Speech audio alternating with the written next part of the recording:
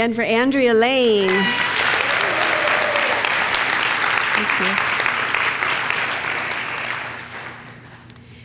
So life is a process of letting go and taking hold. Every moment of our life, every day, it is what we do. Our physical bodies are constantly letting go and taking hold. It is what we do when we breathe.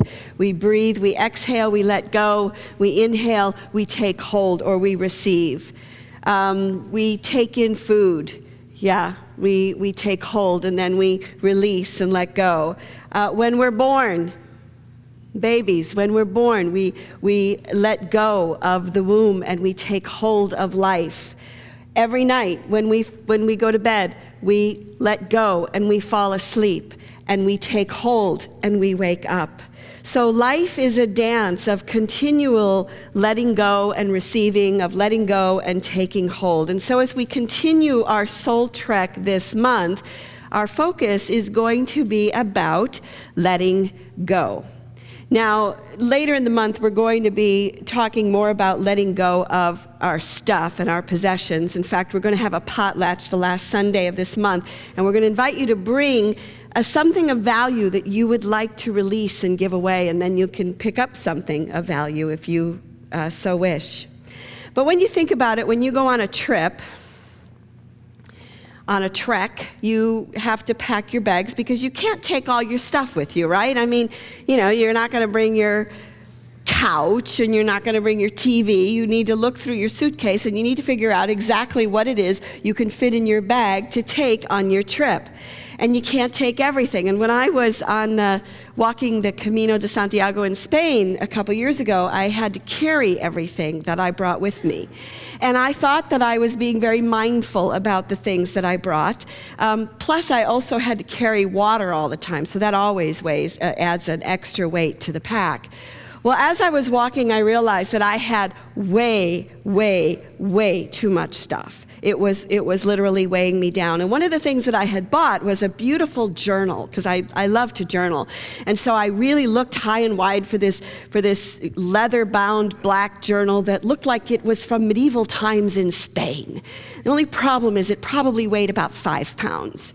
Maybe 3. I'm exaggerating a little. So I have this weight of this journal in my pack, and I realized that I can't do it. And so when I would hit a town, I would go through my stuff and put it in a box and send it on. So one time it's the journal, then it's an extra pair of long pants, and then it's a pair of socks, and it's like, okay, every time I hit a town, I would release things so that I would be able to walk more freely and more easily.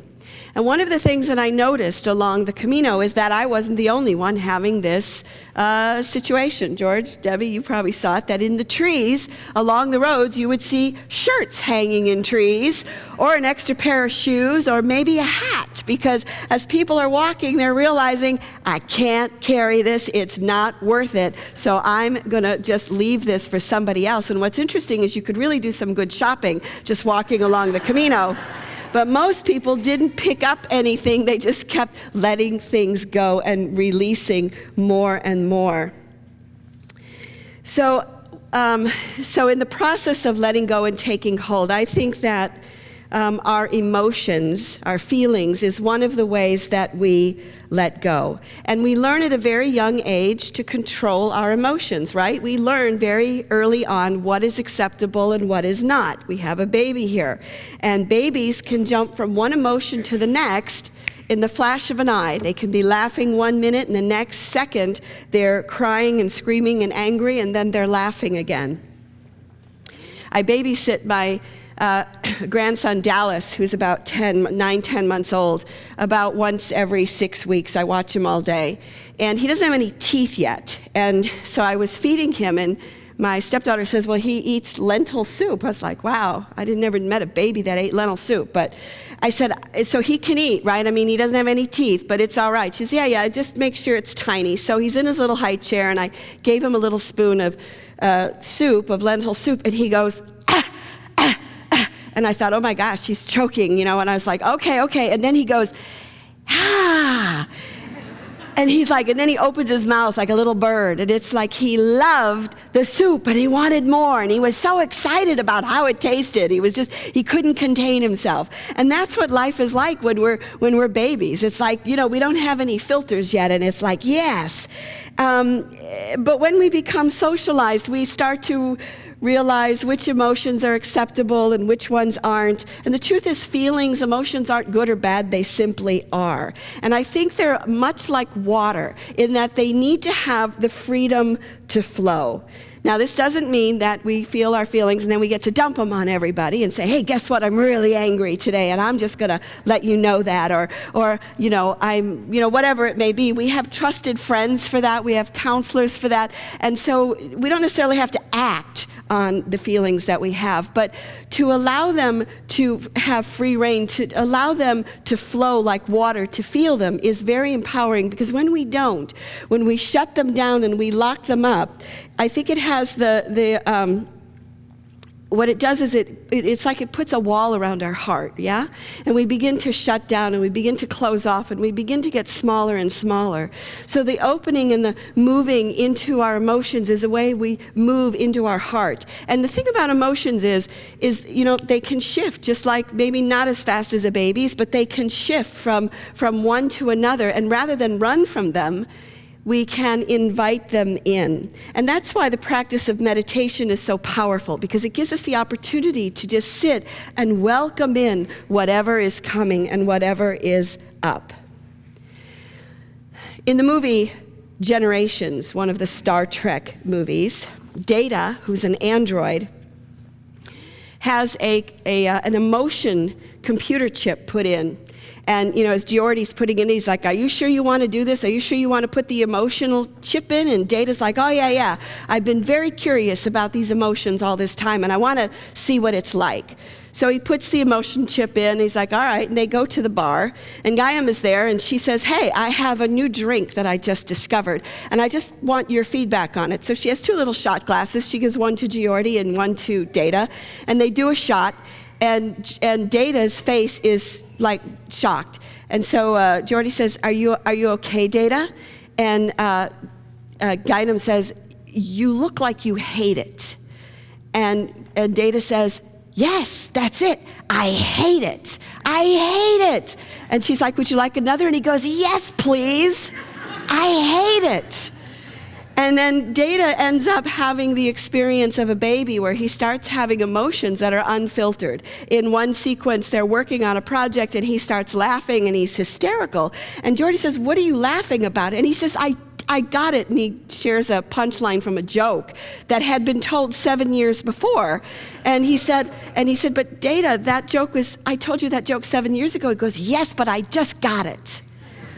So he realizes as he's having this experience of emotion is that he is paralyzed by fear, he feels guilt, he feels joy, he feels sorrow, and he's all over the place. And at one point, there's a crisis up, and he's working, and he can't focus. He cannot focus because he's off in his emotions. And Picard finally says, Data, you have to learn to control your emotions. And if you can't, we're going to have to move that chip from you so that you don't feel them anymore. And this is what Data says. I do not wish to remove the chip, sir. Although these emotions are proving difficult to deal with, I cannot imagine going back to a life without them. I cannot imagine going back to a life without them, even though they are proving difficult to control. Have you ever felt like Data, where maybe sometimes you go, I wish I could just take this little chip out, just for a little bit, but the truth is we welcome them in. To be open to emotions means that we need to be willing to feel what we call the darker ones as well as the lighter ones, the joyous ones. We need to feel it all. Khalil Gibran, speaks to it very clearly in his poem about love. When love beckons to you, follow him, though his ways are hard and steep. And when his wings enfold you, yield to him, though the sword that is hidden among his pinions may wound you. And when he speaks to you, believe in him, though his voice may shatter your dreams as the north wind lays waste the garden. Sounds like fun, huh? For even as love crowns you, so shall he crucify you. Even as he is for your growth, he is for your pruning. Even as he ascends to your heights and caresses your tenderest branches that quiver in the sun, so shall he descend to your roots and shake them in their clinging to the earth. We don't see that at Hallmark, do we? And yet that is love, right? That is emotion, is that willingness to go all the way in it, the highs and the lows, the good and the bad, what we call good and bad, and to experience. Because the truth is that when we turn off the pain, we turn off the joy. If we can't feel the one, we're probably not going to feel the other. Now, grief is one of the most powerful emotions that we have. And for me, my experience with grief is it has a life of its own. And it can shake us to our roots. And, we can grieve all kinds of things. We grieve death, of course, but we grieve the loss of a job. We grieve moving. We grieve all sorts of things. And it's important to honor that. And Elizabeth Kubler-Ross, of course, had compiled stages of grief that I'm just going to briefly go through. And they're not necessarily in any order, nor in any time.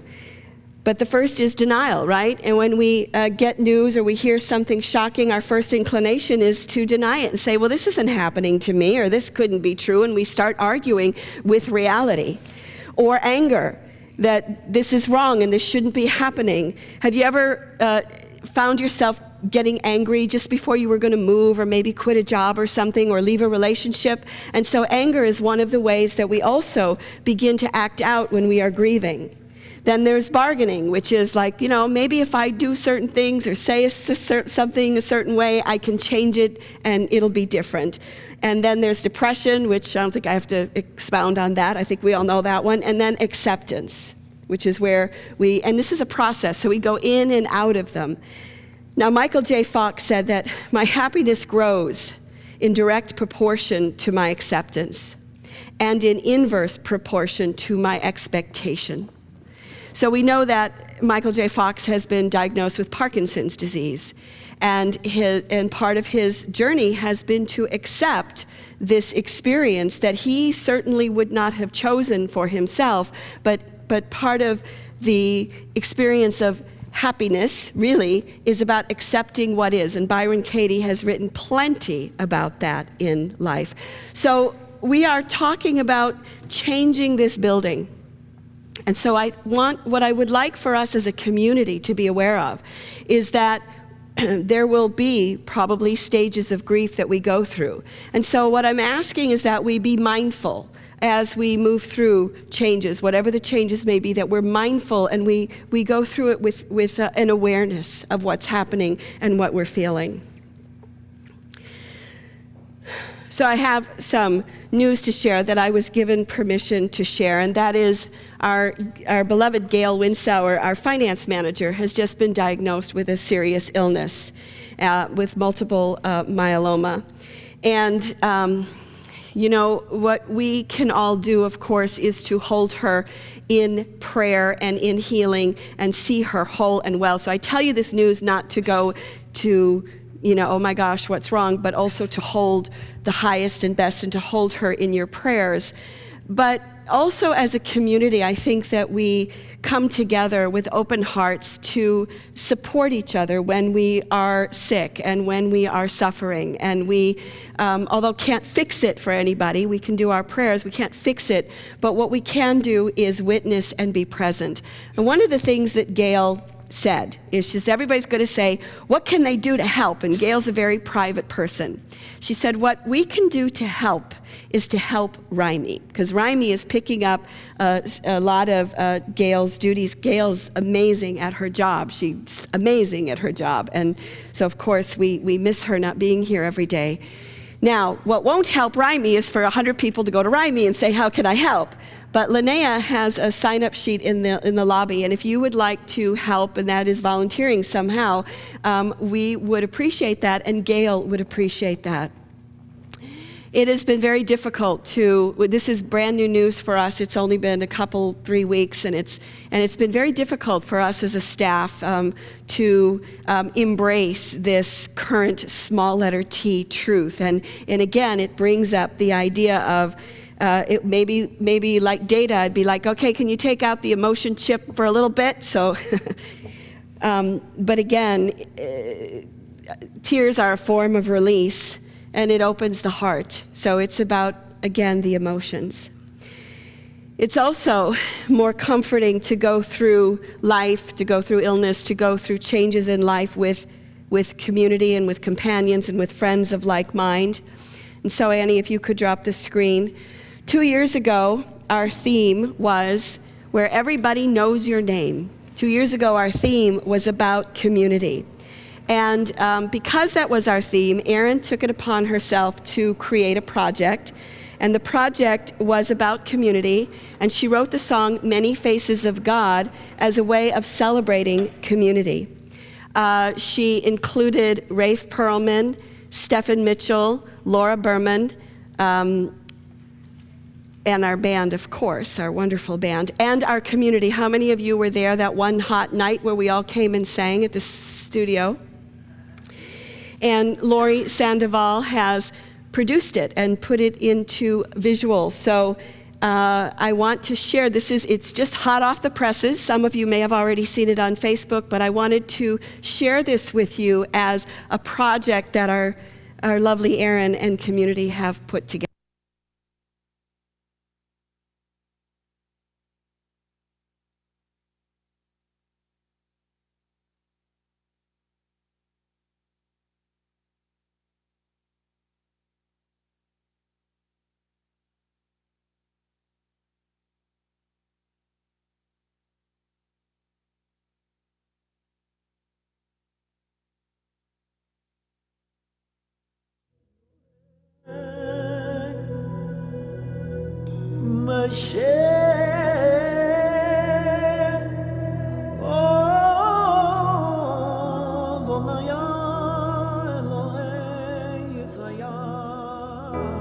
I sing a prayer with every name of God I know, so I can magnify the glory of the one,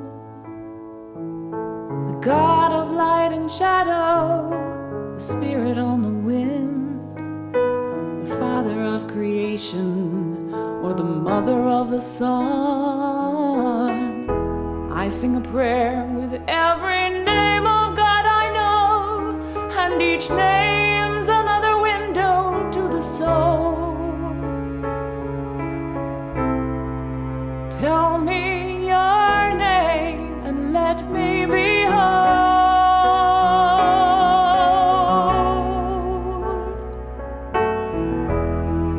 So many faces of God,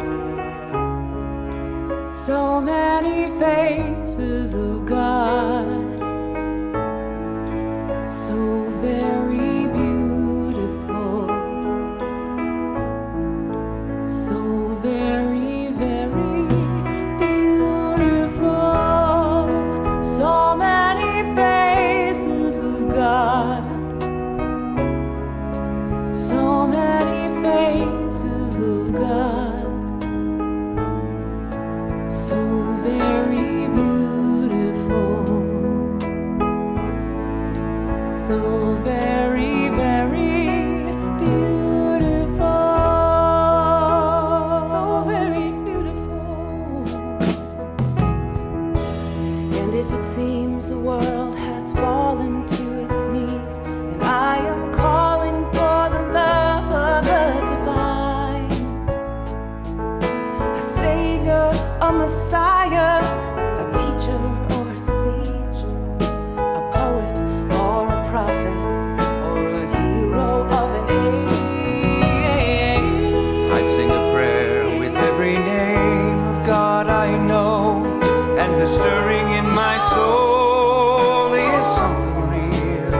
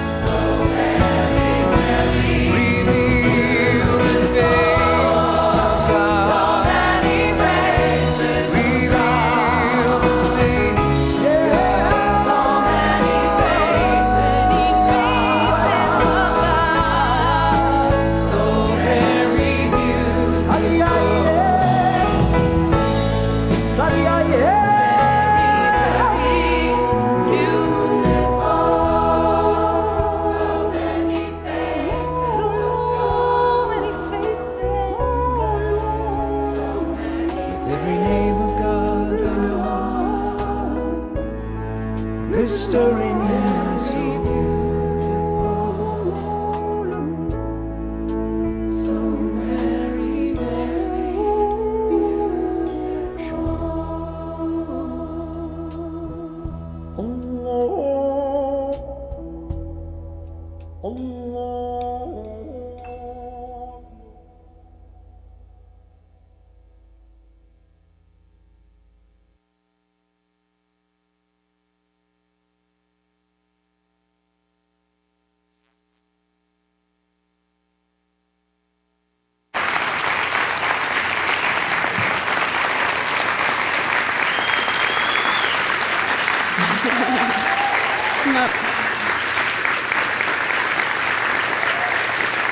Erin.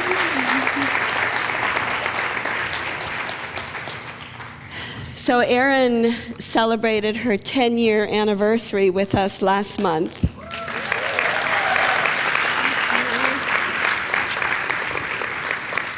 So I want to say on behalf of our community how blessed we are that you're here. I wish we could pay you 10 times more than we're paying you. You bring your talent, your love, your creativity, your sense of community, your ability to go, yeah, let's try this, and your sense of fun to this community. And we are so blessed, and we are so grateful that you are here, and I am so blessed to be able to have the privilege to work with you.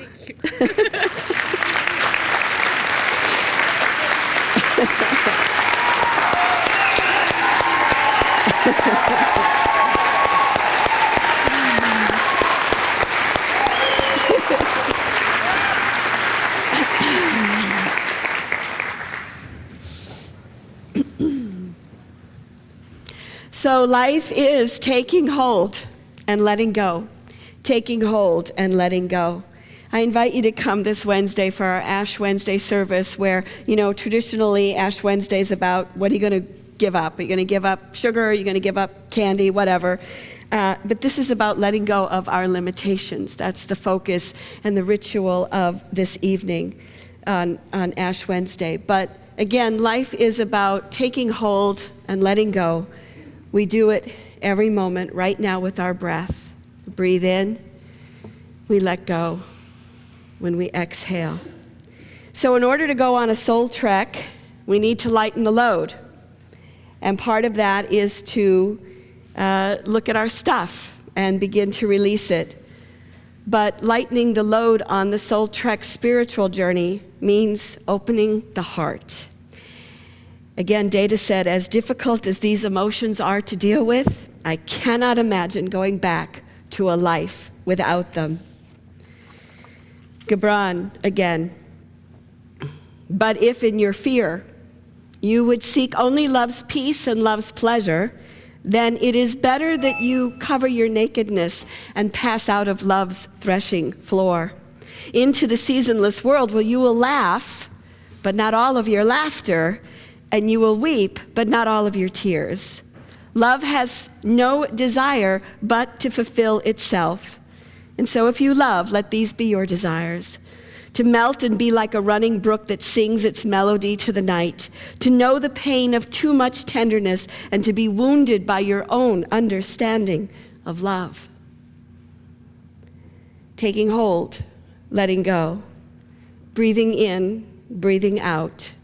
Let your emotions flow and live with an open heart.